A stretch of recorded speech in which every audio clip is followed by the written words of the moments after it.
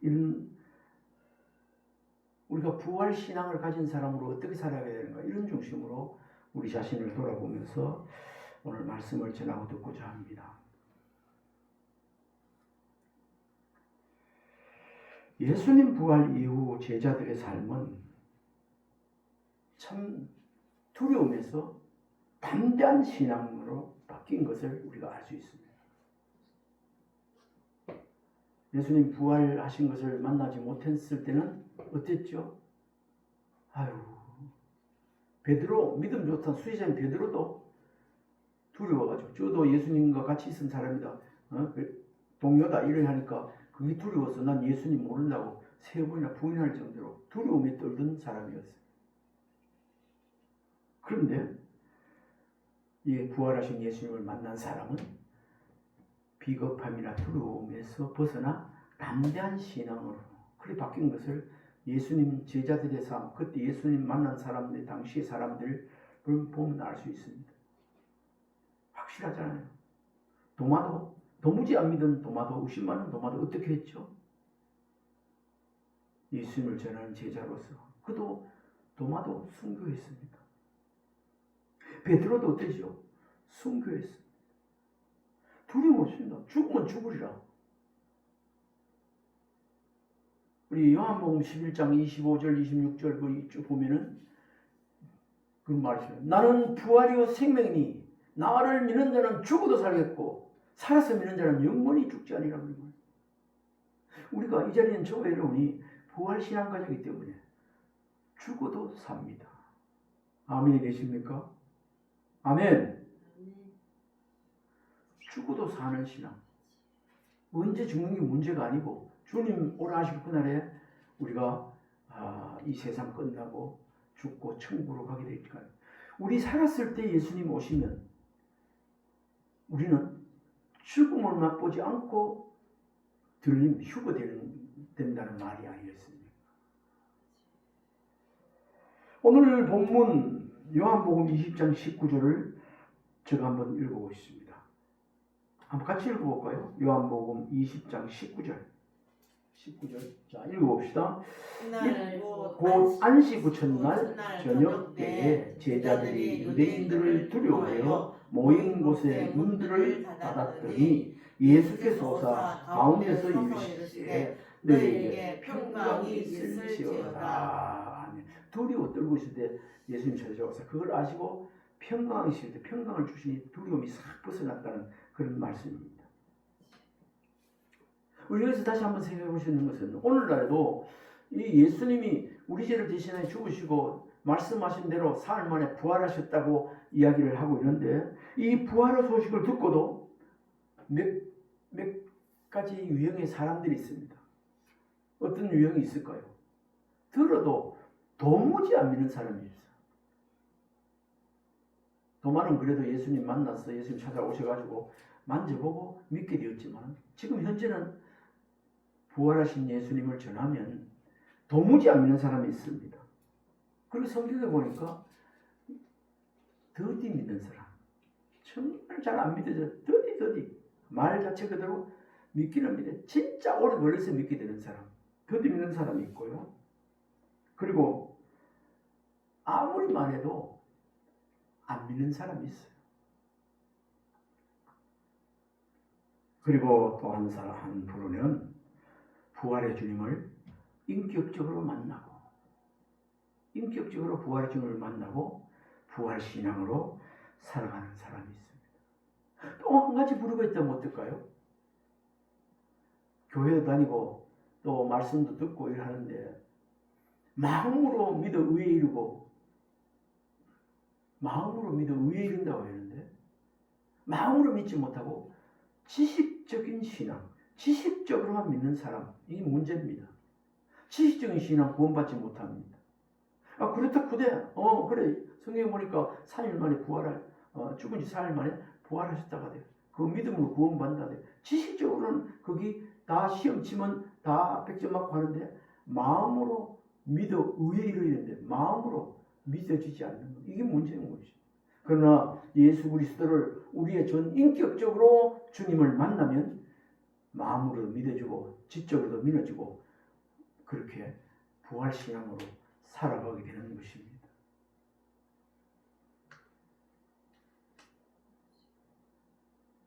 부활의 주님을 인격적으로 만난 사람이 믿음의 사람입니다.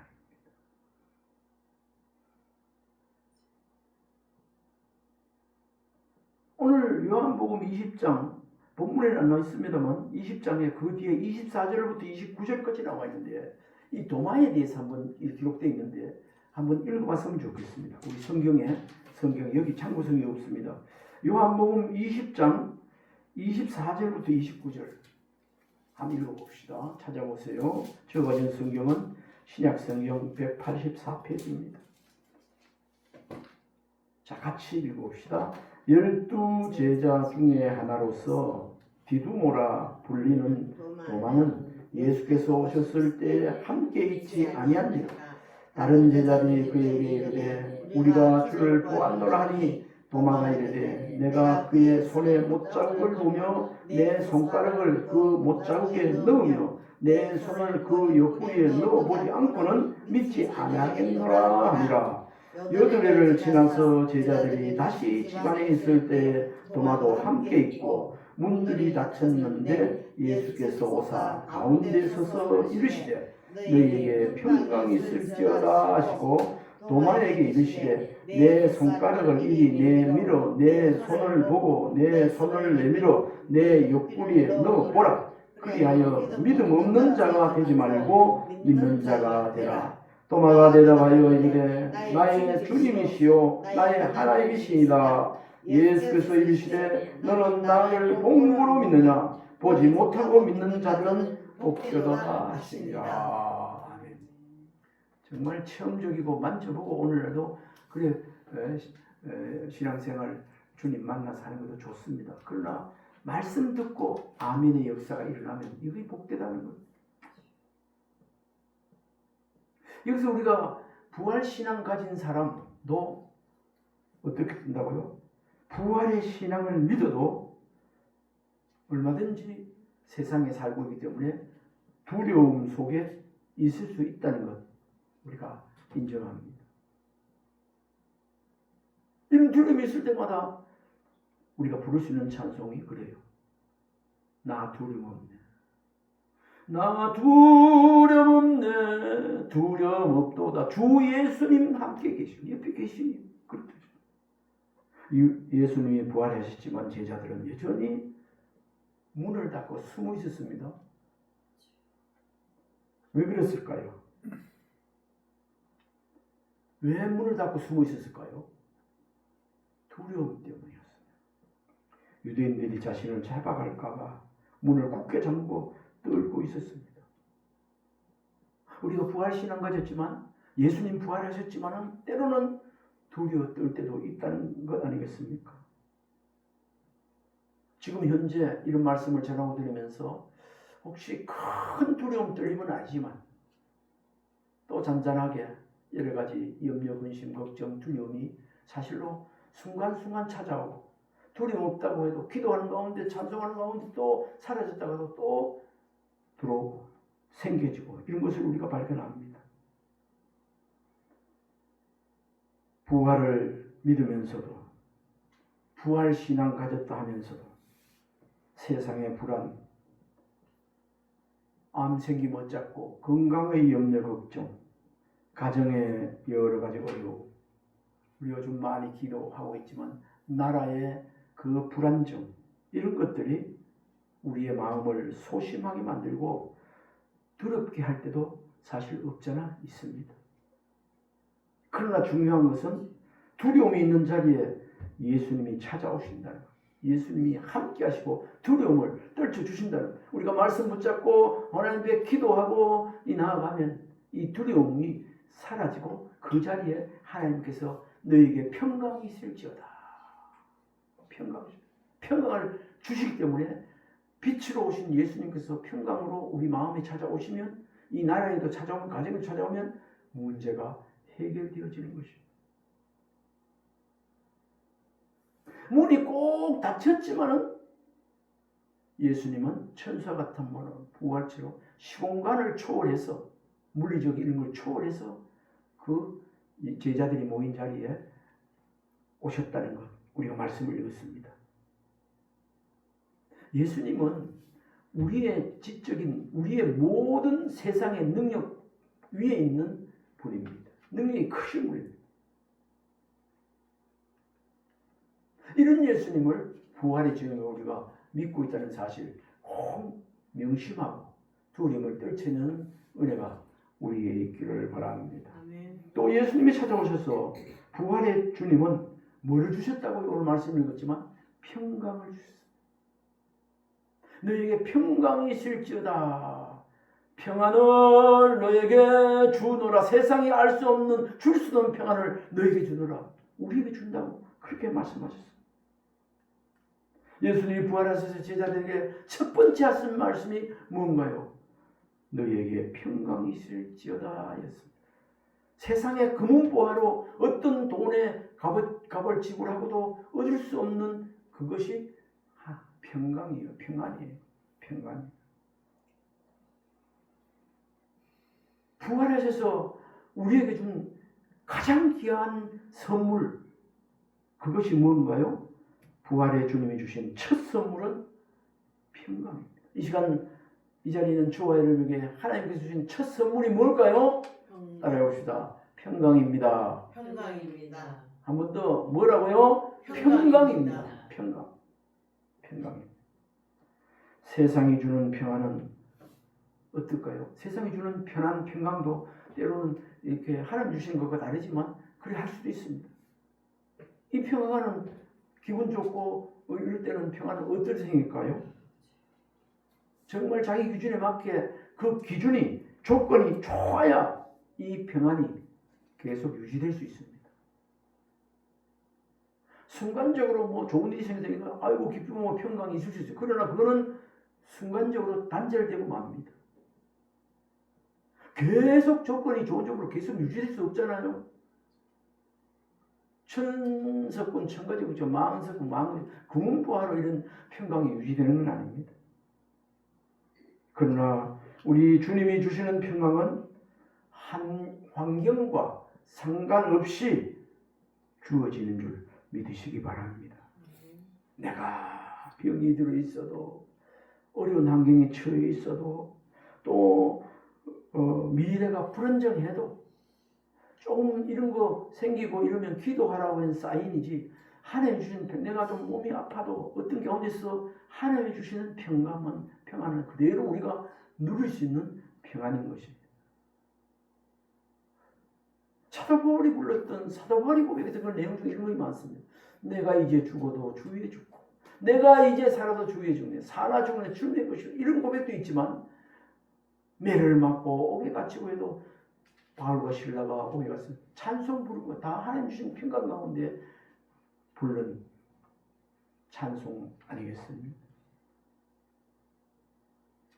이 평강은 아무 사람에게 주어지는 것이 아니고 부활하신 주님을 만난 사람에게 주어지는 선물인 줄 믿습니다.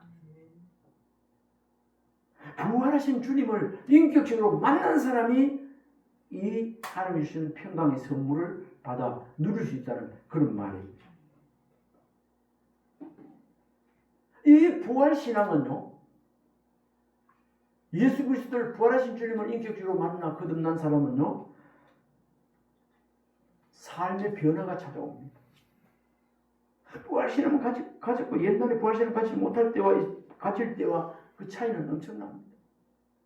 생각도 예전에 있던 생각이 아니고 바뀌고 땅을 보고 살았던 사람이 하늘을 바로 주님을 위해 바라보고 하늘을 바라보고 살게 되죠.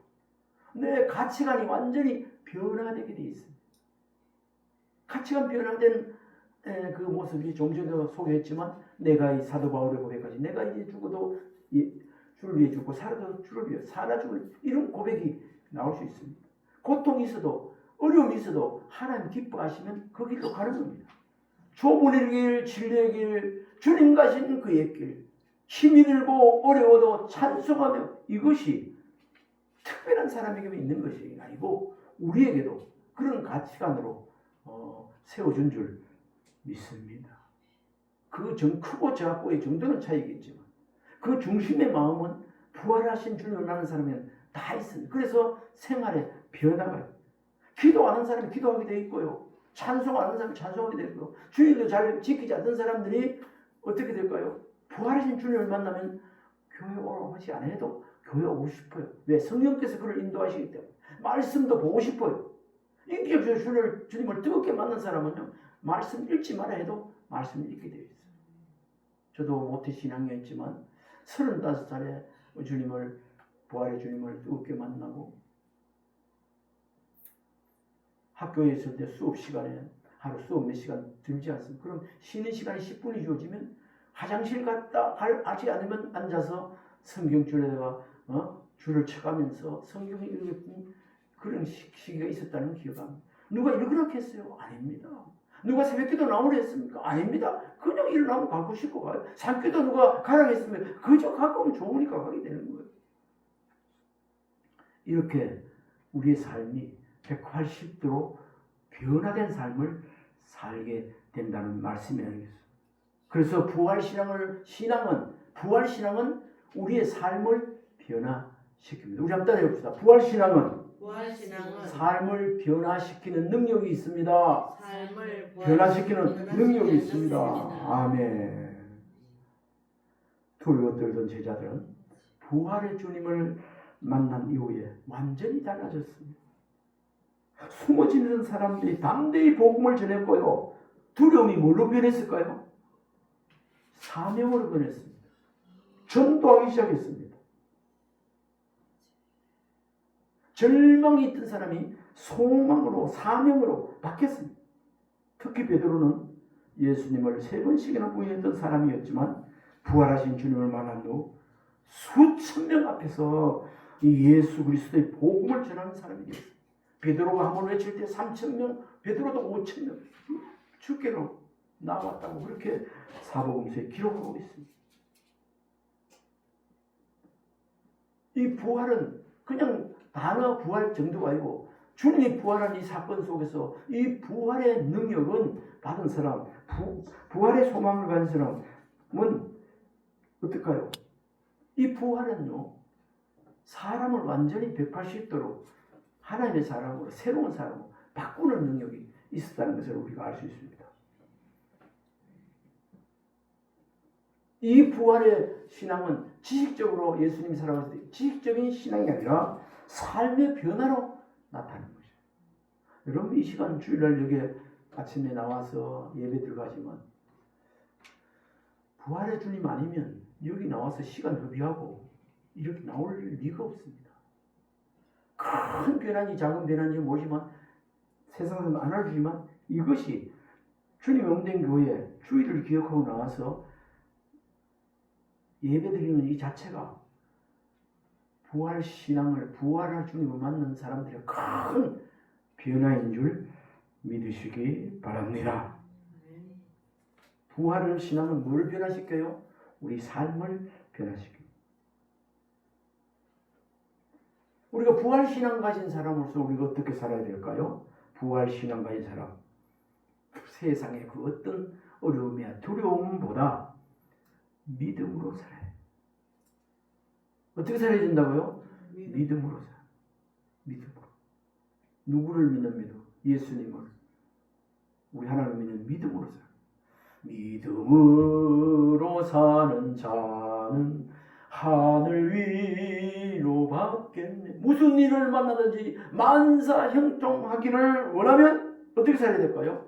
두려움을 살아요. 어쩌고 저쩌고 사는 게 아니라 믿음으로. 우리 주님을 믿는 믿음으로 살아야 되는 것입니다.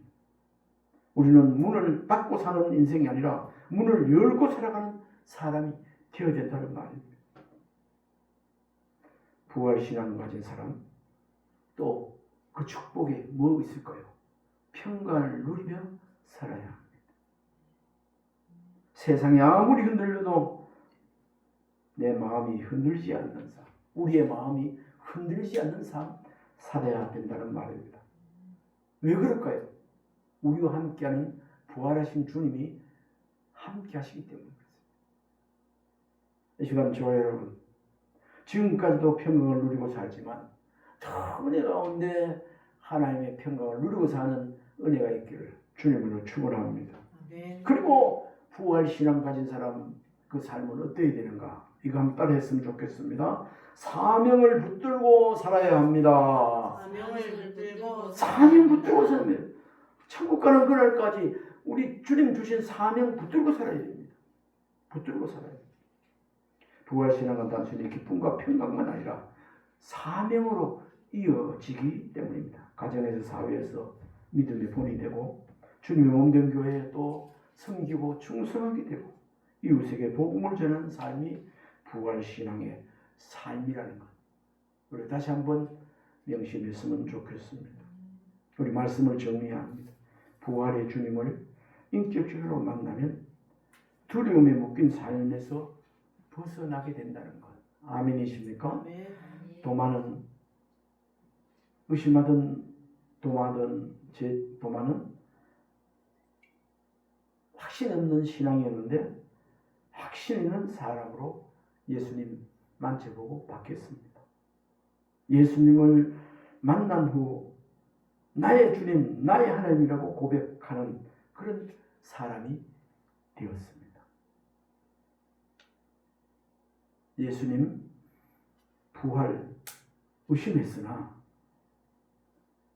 나의 주님, 나의 하나님으로 과연 맞군요. 나의 하나님 맞습니다 하면서 이렇게 확신하는 신앙으로 바뀐 것을 볼 수 있습니다. 그것뿐입니까? 예수님 제자들에게 확신의 신앙으로 부활 신앙으로 사명 감당한 신앙으로 이렇게 간 사람들이 얘들이 많지만 베드로는 서두에도 말씀드렸지만 복음을 전하고 두려움 많은 제 베드로고 다가오기 전에 3번 나를 부인하리라 예수님께 그런 책망도 받았지만 두려움에서 벗어나 베드로는 순교신앙.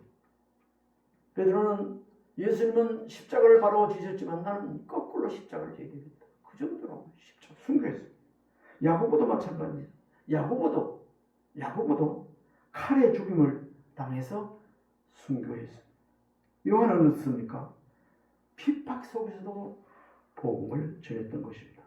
그들이 끝까지 두려워하지 않고 복음을 전하게 된 것은 부활이 사실이었다는 것을 믿었기 때문에 부활이 사실이라는 것을 확실히 알았기 때문에 우리도 언제 죽어도 천국에서 눈을 뜰 수 있다는 거예요.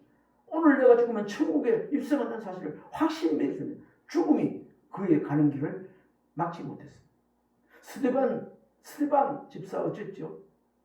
지금 돌을 치고 매를 맞고 있는데도 그 얼굴이 천사 같은 얼굴이고 그거 죽는 걸 두려워하지 않았습니다.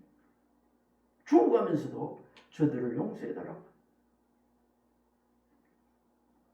왜? 부활이 사실이었다는 것을 믿기 때문에 부활 신앙을 가지었기 때문에 죽어도 산다는 믿음이 있었기 때문입니다. 사실 거짓을 위해 목숨을 내는 사람은 거의 찾아보기 힘듭니다. 그러나 그들은 부활을 직접 보았기에 체험했기에 생명까지 내놓은 순교의 신앙인이 된 것 아니겠습니까? 부활 신앙이 있는 자의 삶이 완전히 달라지는 것입니다. 부활 신앙이 없으면 그저 성경책 들고 내 교회 다니고 보면 부끄러워서 못 들고 다니고 어디 가노 이러면 내가 지금 다녀올게. 그거 안 됩니다. 교회가 너도 같이 가. 이렇게 되게 되는 거예요. 예수 믿고 살아. 이렇게 되게 되는 거예요. 부활 신앙 가진 사람 담대히 말을 욕을 해도 예수제의 어떤 욕을 해도 거기 하나님 앞에 상급으로 남는다고 말씀하고 있지 않습니까? 부활 이전의 제자들의 삶은 두려움, 의심, 실패였지만 부활 이후 제자들의 삶은 담대함과 확신, 사명 감당함으로 이어지다가 천국에 들림받아 천국으로 갔지 않습니까? 저 여러분 두려움 속에 때로는 잠길 때도 있습니다. 어려움이 있을 때도 있습니다. 부활하신 주님을 믿는 확신이 저와 여러분의 삶에 있기를 주님을 축원합니다. 예수님은 지금도 닫힌 문 가운데 두려워하는 마음 가운데 찾아오셔서 지금도 너에게 평강 주시기를 원하는 우리 예수님, 우리 하나님이십니다. 부활의 주님을 믿는 사람들은 더 이상 두려움에 속해서 살지 않아야 합니다. 염려 대신 평강, 소망으로 살아가는, 두려움 없이 살아가는, 죽으면 죽은 거고 있으면 또 하나님 일 잘 감당하다가 하나님 앞에 영광 돌리며 거룩하게 살다가 가리라, 이런 다짐이 있기를, 그렇게 살아가는 은혜가 있기를 주님으로 축원합니다. 기도하겠습니다.